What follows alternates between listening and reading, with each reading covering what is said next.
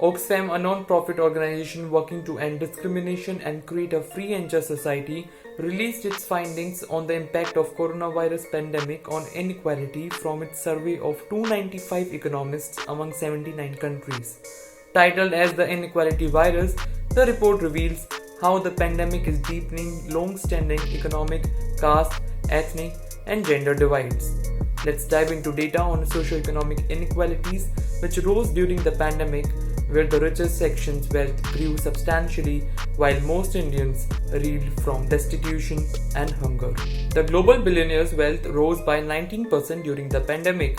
The world's 500 richest people gained $809 billion this year, which is a 14% increase since January 2020, while 100 million people were pushed into poverty. Within 9 months, the top 1,000 billionaires had recovered all the wealth they had lost during the pandemic. But for the world's poorest people, recovery could take 14 times longer.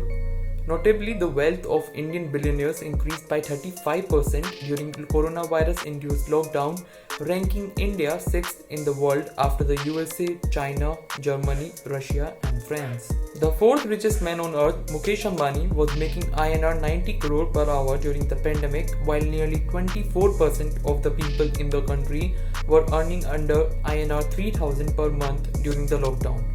As per the survey, 87% of the respondents expected that income inequality in their country was either going to increase or strongly increase as a result of the pandemic.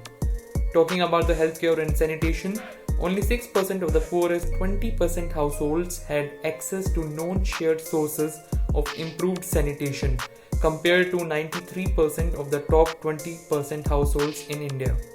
In terms of caste, just 37.2% of scheduled caste households and 25.9% of scheduled tribes households had access to non-shared sanitation facilities, compared to 65.7% for the general population.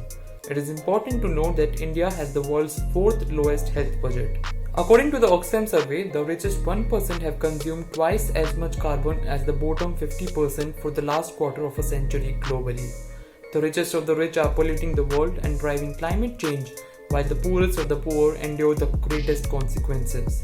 Moving on to India's unorganized sector crisis, informal workers were the worst hit, as 75% out of the total 122 million who lost their jobs were in the informal sector.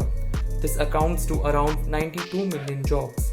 India witnessed its biggest migration since independence, as 10.6 million people walked thousands of kilometers to return to their informal social support networks in rural areas, with a significant number dying along the way.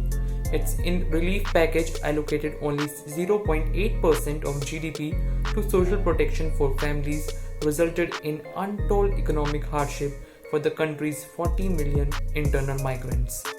Over 300 informal workers died due to the lockdown, with reasons ranging from starvation, suicides, exhaustion, road and rail accidents, police brutality, and denial of timely medical care.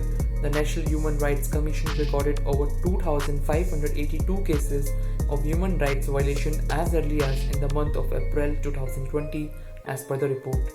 Speaking of the unequal education system, till the end of October, the number of students affected by the closure of educational institutions stands at over 32 crores.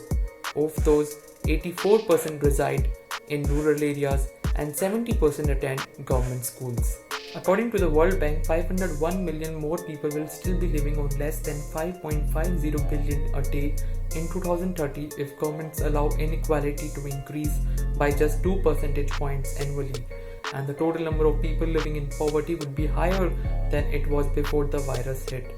Conversely, if governments choose to act to reduce inequality by 2 percentage points annually, we could return to pre-crisis levels of poverty within 3 years, and 860 million fewer people will be living in poverty by 2030 than if it were left to increase. That is all the unfiltered scoop of data for today. I'm student journalist Garvit Bhirani. Stay tuned to News on India Foundation. Stay safe, stay indoors.